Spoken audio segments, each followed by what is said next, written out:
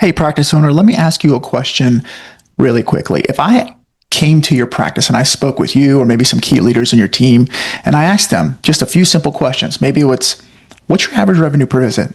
What's your cost per visit? What are your minimum expectations for production? What percentage of your revenue are you spending on payroll, marketing, operations? Would you be able to honestly answer that question? For most of us, the answer is probably no, which is why I'm here today. What I want to give you is perhaps what I feel is the most valuable thing that I can possibly give you for free. I'm going to help you walk through your very own private practice scorecard, one metric at a time. And so if you stick with me through this series, I'm going to give you the playbook. I'm going to give you what most people charge money for. I'm going to give you a superpower, one that helps you actually be the designer of your business and gives you the tools that you need to succeed, not just personally, but also financially. So let's get into it. So let's talk about the reason why I'm here. You know, Nathan and I have been really thinking this year about how to add more value to our audience, add more value to private practice owners. Our mission has always been to transform the lives of others. We want to transform the lives of 1,000 healthcare leaders in the profession. And so we're trying to figure out the best way to do that.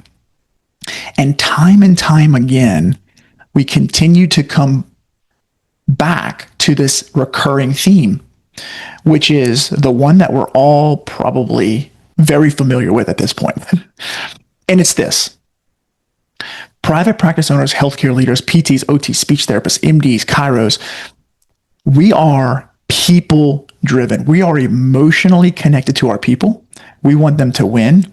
We have this deep, empathetic drive to help others see greater possibility and opportunity in their life, period. Right? And so it's like, tell me if this resonates. When people come to your practice, you just want to be present. You want to connect. You want to truly hear them. You want to acknowledge them. You want to truly connect with them in a way that helps them feel seen, feels heard, and feels valued, feels appreciated, and feels like, you know what? Maybe I'm enough. Maybe who I am is enough to actually gain control over this thing in my life. Whether usually it's their health or their mobility or something like that. That's why we got into this profession. We got into this profession because we were like, you know what? We're going to make a difference. And therefore, we're generally pretty good at that. We're good at connecting with people at a very high level, perhaps higher than most people. Tell me this. You typically are a leader in your community. You're a leader on your team. You know, you're a leader in other areas of your life. Maybe it's your church, or maybe it's the community events that you're involved in. You stand out. You know how to connect with people. You know how to drive collaboration. You know how to drive outcomes with people. And so we're naturally good. We're gifted. We're wired to thrive within the people component of our businesses. Because all we want to do is help people. We're natural people pleasers. Okay? But where do we continually get stuck? And the truth is, we typically aren't as strong or aren't as geared towards being successful with our finances. Meaning, we don't like the metrics. We don't like the numbers. We don't like the quote unquote business side of things because it's heavy and it's transactional in nature, which is almost counterintuitive to what we actually want to do. So it feels sleazy. It feels weird. It's harder to digest. It's not something that comes very natural to us. And that gap between where we are with our financial literacy and our operational excellence to where we need to be, there's a real gap there. And we want to help you bridge that gap and make it easy and seamless. Because, you know, I've been talking to a lot of really successful people who are a lot more successful than me. Private practice is really, I love it. And, I definitely am not somebody that has all the answers or has it all figured out. I have a little bit figured out, but I have so much to learn. And so one of the ways that I learn is I surround myself with people who are smarter than me, who are like, hey, this guy's got 100 clinics. Let's see if I could pick his brain. I want to learn about the way he thinks. I want to see what he sees or she sees, right? And so I have these conversations with people as a student, as somebody looking to absorb and gather as much information and perspective about what is next in the practice owner journey and in the industry. And what I have found is there are two very common kind of overarching themes that are critical for us to get. Number one, we used to be, as private practice owners, it used to be okay, or we used to get by with average business skills. Average or even slightly below average business skills. The margins were there, right? It was easier to be successful financially. And so we would waive copays and we would kind of, not really focus on the billing stuff and over-the-counter collections. Yeah. We would kind of get to it when we had time. And we used to be able to get by with that. And unfortunately, that is not the case anymore. Reimbursements are continuously declining and becoming a bigger and bigger challenge for us. Therefore, in order for us to survive as an industry, private practice, that is, we must become above average and if not exceptional at financial operations and business literacy. It is critical for our survival because winging it and kind of getting to it whenever we have, quote unquote, have time is no longer going to cut it because things are just too thin. Okay, so that's number one. We must elevate our skills as business owners to be successful. Number two, we must pivot. The traditional model of healthcare is no longer going to serve us. That doesn't mean we have to flip everything upside down and go, we're dropping all the pay insurances and we're just going to do some weird stuff, right? But we have to make some minor yet impactful pivots in the way that we deliver care and how we get reimbursed in order to create a future that is not just viable for you, but also for our teams and for everyone else. So those who pivot will survive. If, and this is a big one, and I want you to sit with this because I care about you. If we as an industry do not confront the brutal truth that number one, we must get better at business, and number two, we must pivot. If we don't do that, the only outcome to that is that we slowly start to erode and go out of business over time. Kind of just a slow bleed over time, which will ultimately result in you shutting the doors. All right. And I know how heavy that is. Money stress is real, right? It creates real internal pressure for you, for me, for everyone. And it makes it hard to show up and truly be present because we're worried about survival. And that is a very hard place to be for our patients, for our team, and for the people we love most. For our families, for our kids. Okay?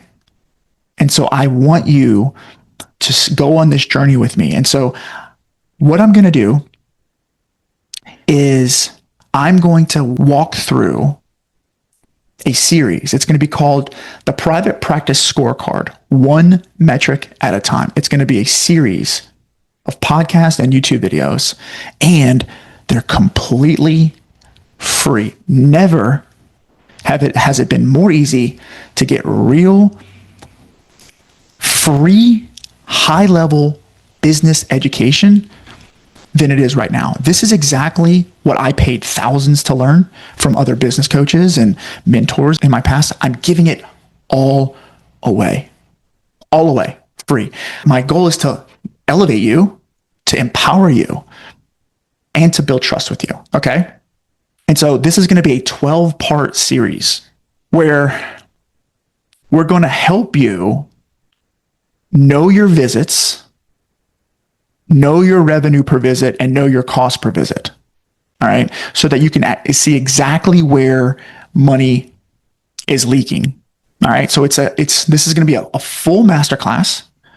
And it's not going to be high level stuff. This episode is going to be a little bit high level, right? It's an introduction. I'm kind of just sharing the vision with you. I am going to kind of talk through why this matters and what the overarching goal is. But starting next week, when we get into our first real application chapter, it's going to be very hands-on. I'm going to give you step-by-step guidance on exactly what actions to commit to in order to create outcomes. I'm going to give you strategies. I'm going to give you tips. I'm going to give you access to me and my team. So all you have to do is reach out to us. We'll answer any questions with you to help you make a real financial change in the business. All right. So here's a high level overview. All right. Today, like I mentioned, it's going to be really more about the vision, about the overarching theme, about the goal. All right. I'm trying to get you bought into this, right? Because this is valuable. This is real stuff. Honestly, I'm sharing this with you not because I think I'm sharing with you not for any other motivating factor other than I truly believe that this is the information that will make the biggest difference for you. I'm going to write that down and say it one more time. I'm sharing this with you not because I'm smart or I think there's no alternative motives around this. The single reason why I'm sharing this is I honestly and truly believe that this information, based on all the work I've done with practice owners, all the conversations I've had with the smartest owners that I know, from all the conferences that we've done, from all the vendors that I've worked with, from all the sponsors that we've had and communicated with, who we've been advised by, I truly believe that this is the most valuable information that will make the biggest difference for you in your business. That's why I want you to know this, okay? So, as I mentioned, it's going to be a 12-part series. And forgive me, I'm kind of looking down at my notes, all right? So, episode number 1, goal, vision, high-level overview. Once I kind of go through this, I'm going to break down kind of what implementing these things will ultimately get you. Okay, stay tuned. That's going to come towards the second half of the show. But the first episode, the one that we're going to do next week, is going to be all about marketing drivers. How do I generate leads? How do I generate sales opportunities inside the business? All right. And specifically, what metrics do I use to measure the success of that? Right? That's going to be, so it's all about marketing. So for your practice owners who are like, I need more new patients, I need more leads, I need more sales opportunities, this is going to be for you. I'm going to break it down. I'm going to show you how to measure it, what actions to specifically commit to that will give you the biggest ROI on your marketing dollars. Okay. That's number 1. Second bucket, which will be a series of multiple episodes, is going to be the front desk patient care coordinator. So think about it. Lead generation is where you start. Conversion is the next step. And that conversion happens at the front desk or at your administrative side of the business. It could be a virtual assistant, or it could be whoever is doing the intake process for new business. Typically, it's the front desk or some type of sales professional. Could be even you as the owner. Okay.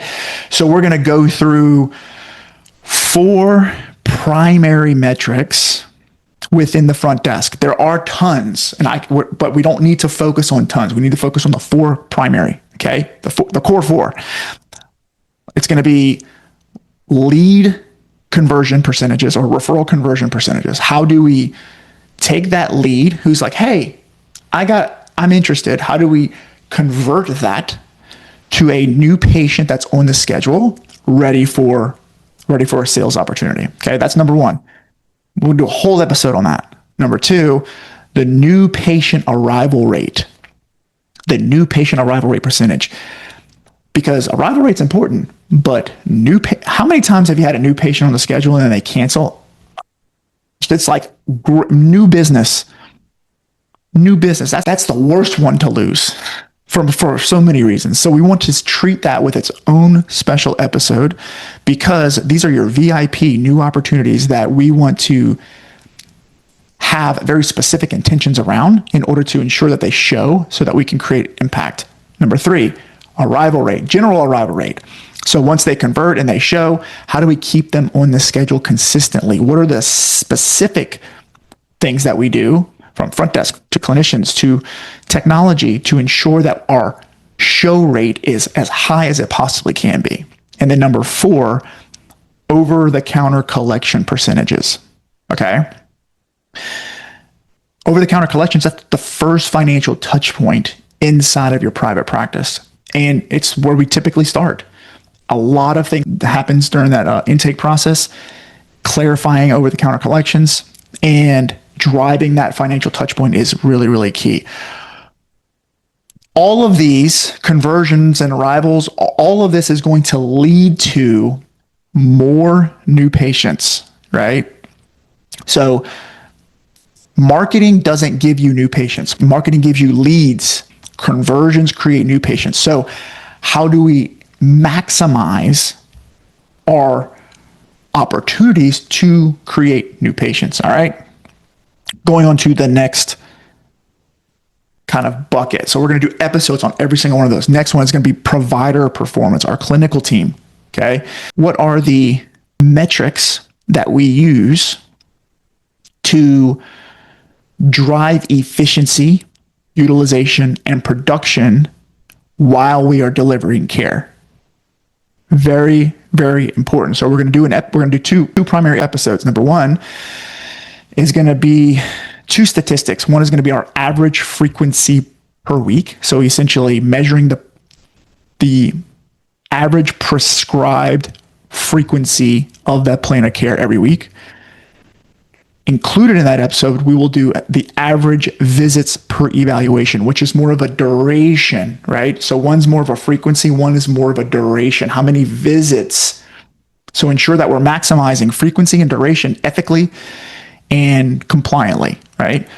Ultimately, driving utilization and production up and maximizing it, not from a place, not beyond what is ethically appropriate, but maximizing what is ethically appropriate, okay?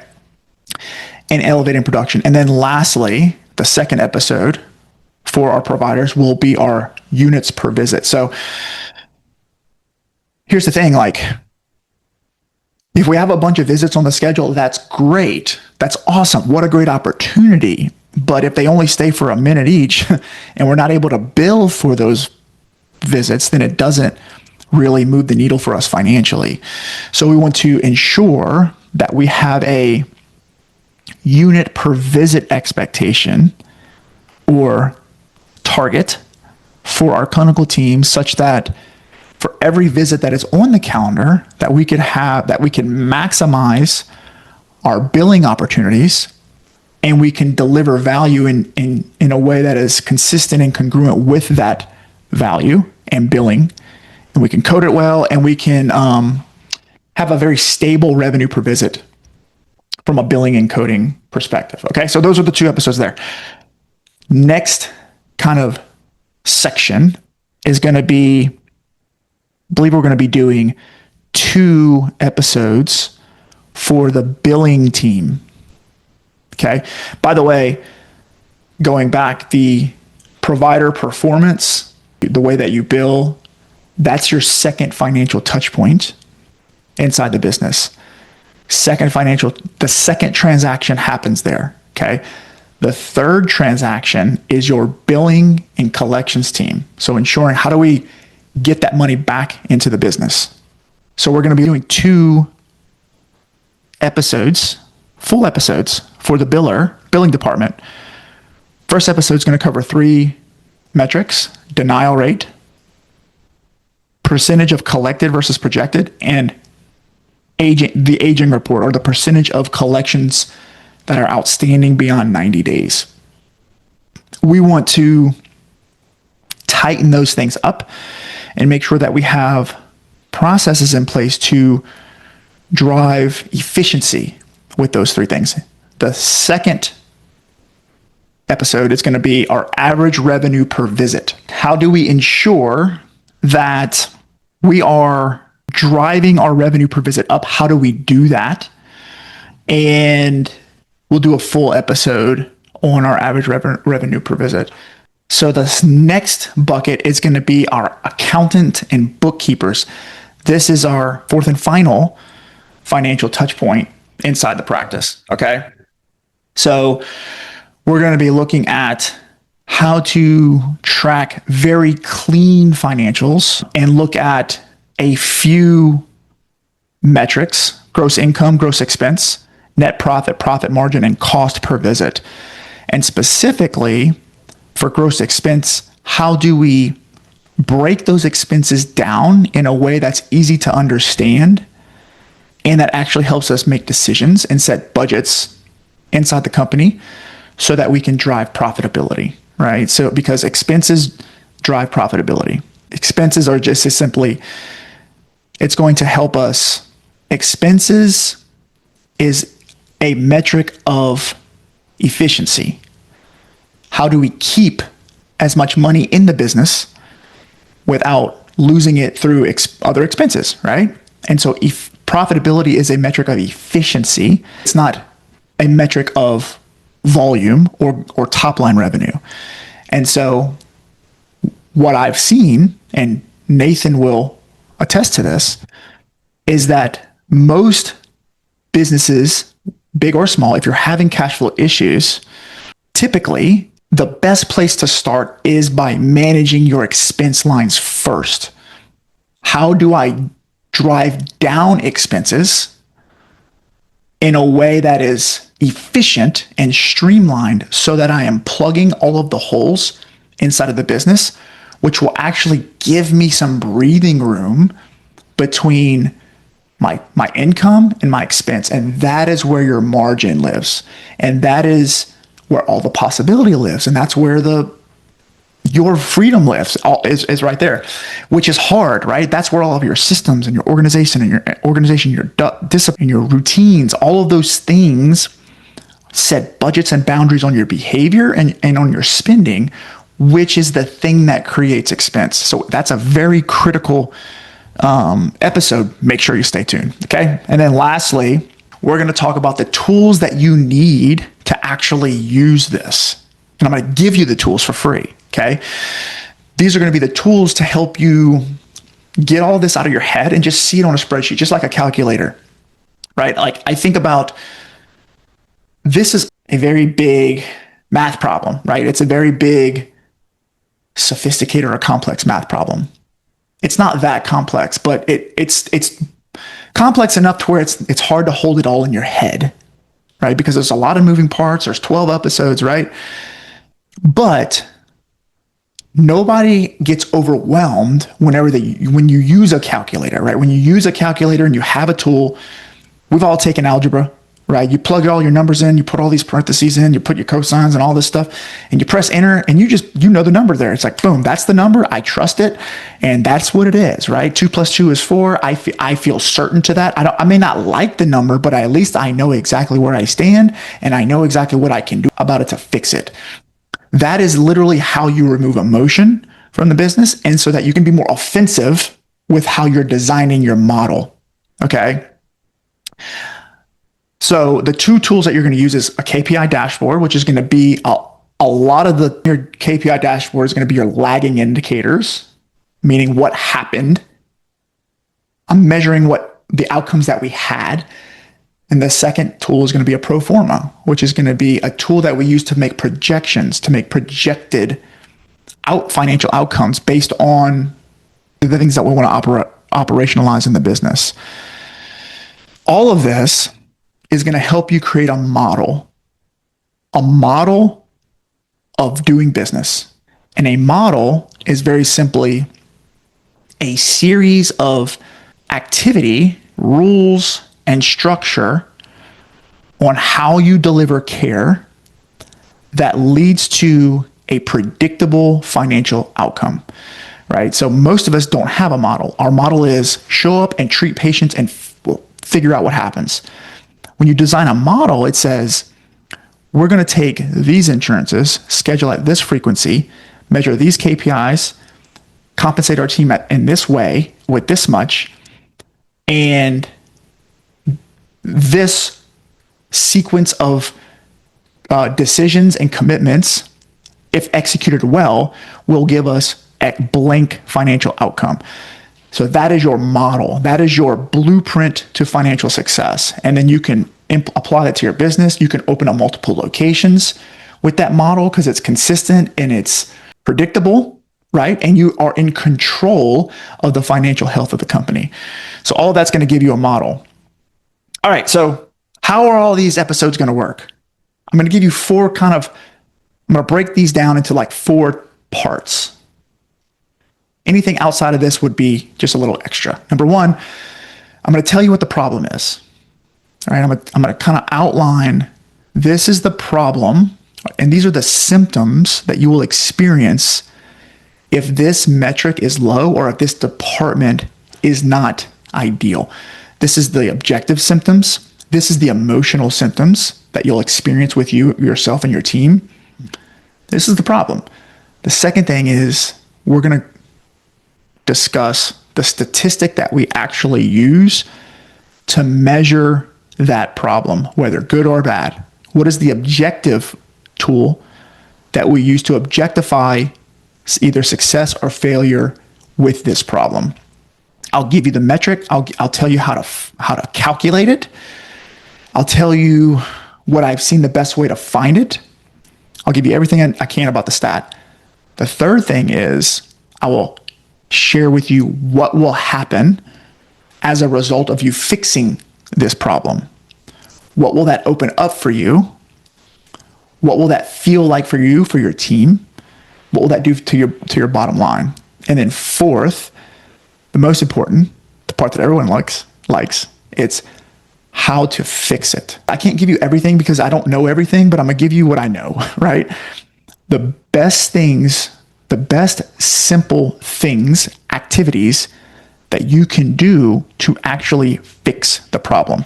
I'm going to give you step by step. I'm going to give you tools. I'll give you SOPs. I'll give you all you have to do is go and do it. And if you do it, you will drive outcomes in each of these departments. Okay. Lastly, I think this is the last thing. What is the ultimate goal of all of this? Okay, why should you even listen? Well, maybe you shouldn't. If you're making a ton of money and you're super happy, maybe you shouldn't. But this series is going to be purely financial. So this is going to be an objective series. We're going to try to put our blinders on and think purely from a financial perspective. That doesn't mean that the people component of the business or the systems of the business aren't important or aren't worthy of consideration. All of those things are true. But we're going to solve those problems in a different episode, in a different series. This series is going to be what are the behaviors that I would need to commit to drive financial success, period.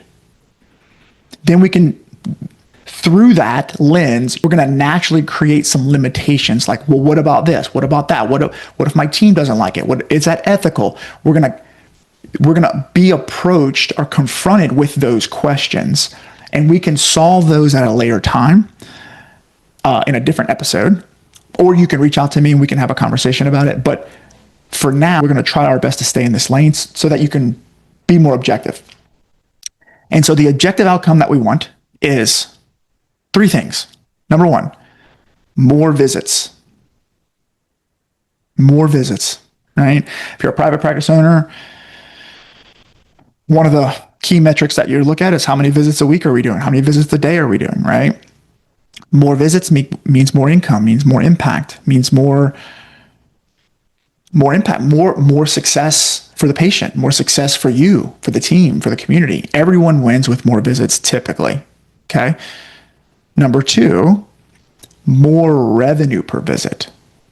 Okay, so as mentioned, more visits isn't the only thing. We have to make sure that we're getting paid a lot for each visit. And so if you follow the formula within this framework, you will see a noticeable increase in your visit volume and in your revenue per visit, which will give you much more favorable income, favorable top line revenue, right? The top of that profit and loss statement, the one that says this is how much money we made last month as a company, that will go up. You will see that. The third outcome is decreased cost per visit, which is the harder thing it's the harder thing to get right.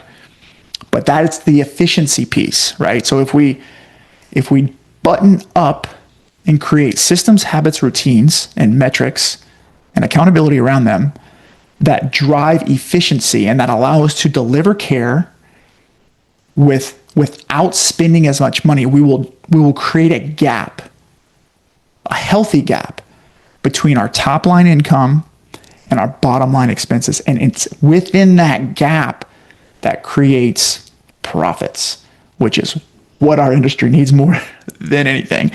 And so there is a way to do this. I promise you, carve out 10, 15% more profit margin if you follow these simple steps.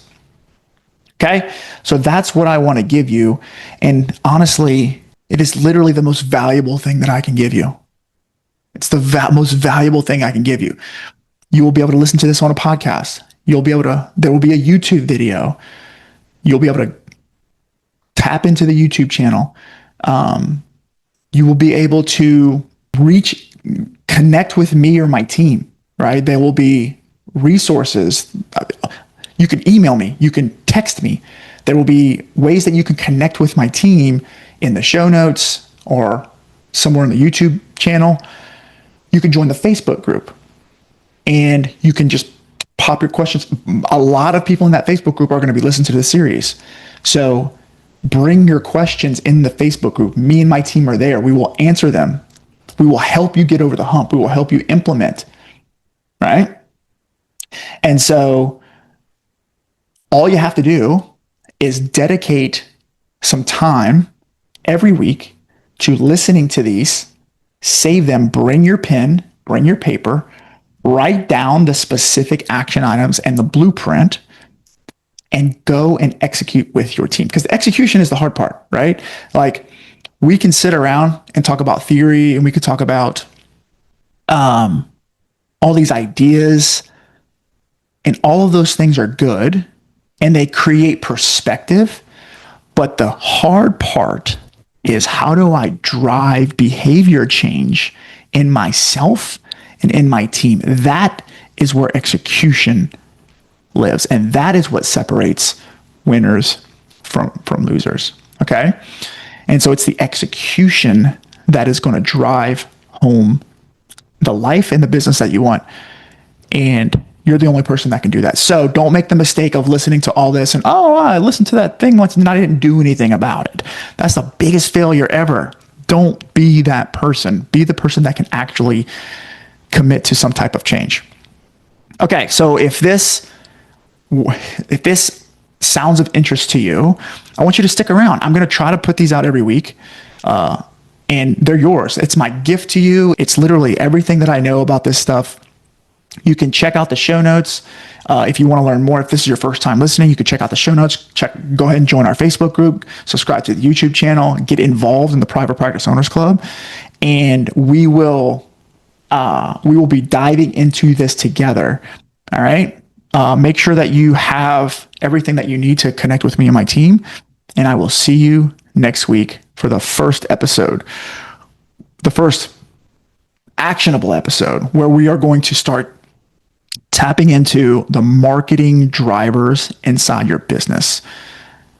My name's Adam, and I'll see you next week. God bless.